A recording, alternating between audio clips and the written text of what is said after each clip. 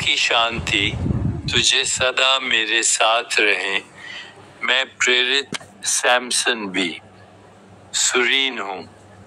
आप सभी को हार्दिक अभिनंदन।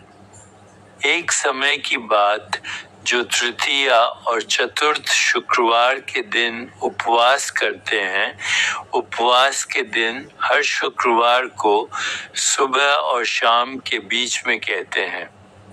आज मई महीने का 9वां दिन, आज वर्ष का पास्का तृतीय शुक्रवार, कार्डिनल गुरुवार को पुनः मतदान करने के लिए सिस्टिन चैपल में लौटेंगे और तब तक मतदान करते रहेंगे जब तक उनमें से किसी एक को पोप चुने जाने के लिए 2/3 बहुमत 19 वोट प्राप्त नहीं हो जाते। सम्मेलन की शुरुआत कार्डिनल्स और अन्य पादरियों के सिस्टिन चैपल में भव्य जुलूस के साथ हुई, जिसका सेंट पीटर्स बेसिलिका के सामने बड़ी स्क्रीन पर सीधा प्रसारण किया गया। सेंट पीटर्स स्क्वायर में भारी भीड़ चिमनी और बीच बीच में सीगल को दिखाने वाली स्क्रीन को देखने के लिए इंतजार कर रही थी। जबकि कुछ लोग हताश होकर चले गए, वहीं जो लोग रुके थे वे आखिरकार धुआं निकलने पर खुशी से झूम उठे।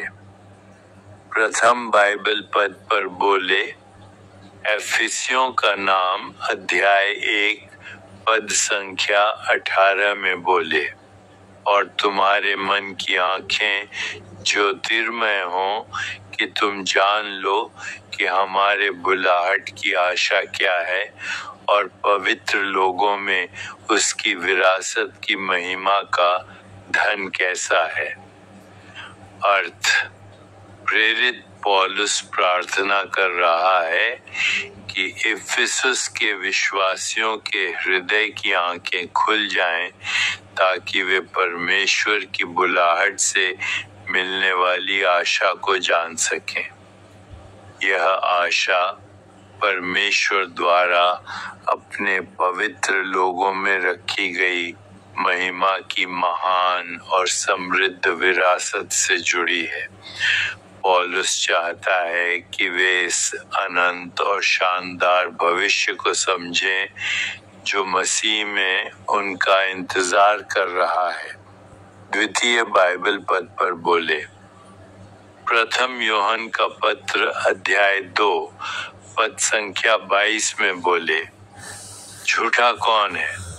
वह जो यीशु के मसीह होने का इनकार करता है, और मसीह का विरोधी वही है जो पिता का और पुत्र का इनकार करता है।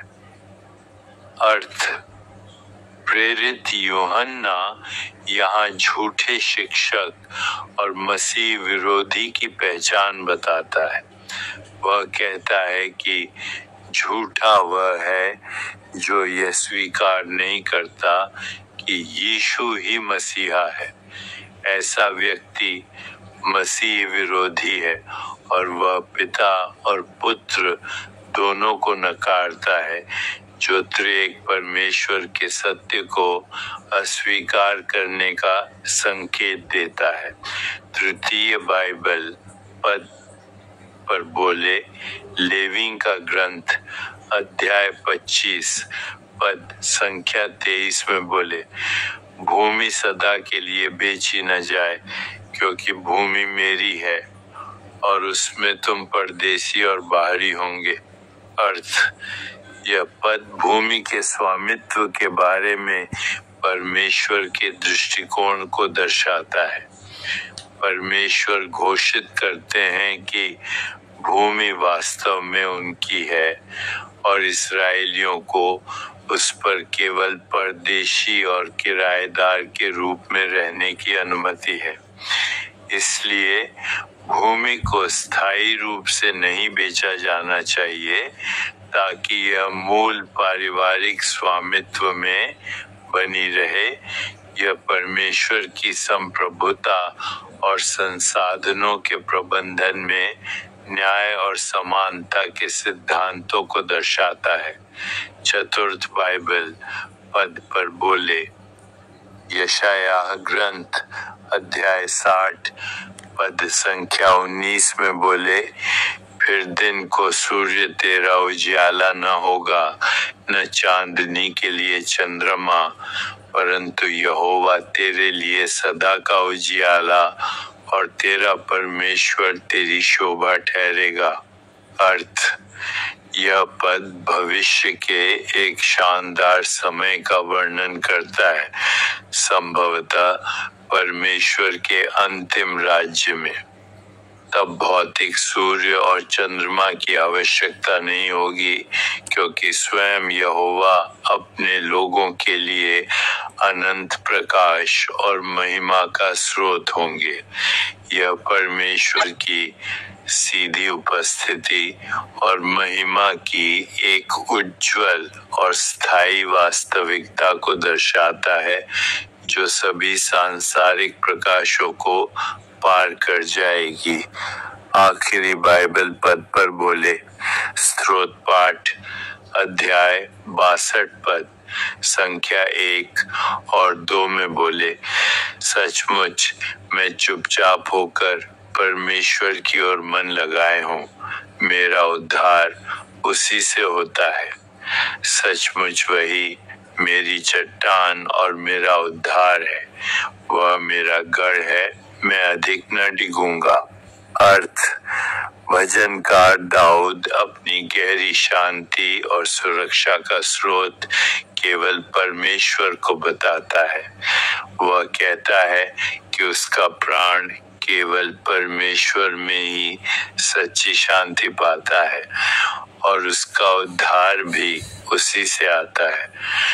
परमेश्वर उसकी चट्टान, उसका उद्धार और उसका गढ़ है।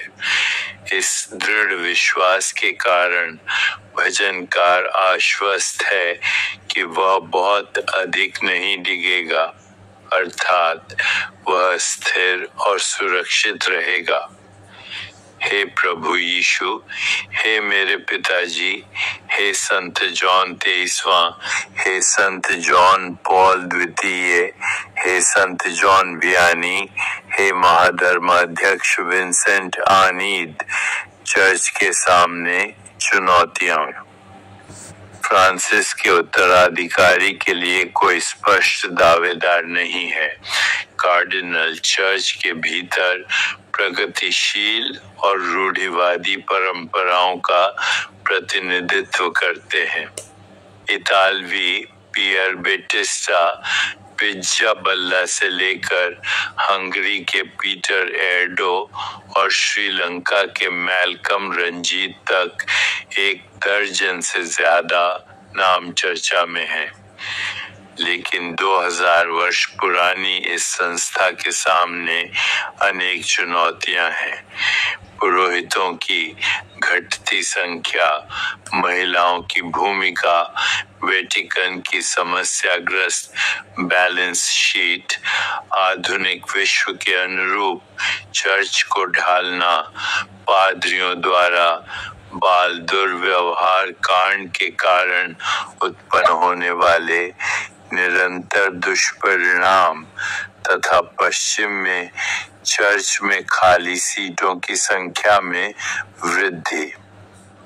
नए पोप को भू राजनीतिक अनिश्चितता के साथ साथ चर्च के भीतर गहरे मतभेदों के समय कूटनीतिक संतुलन का भी सामना करना पड़ेगा।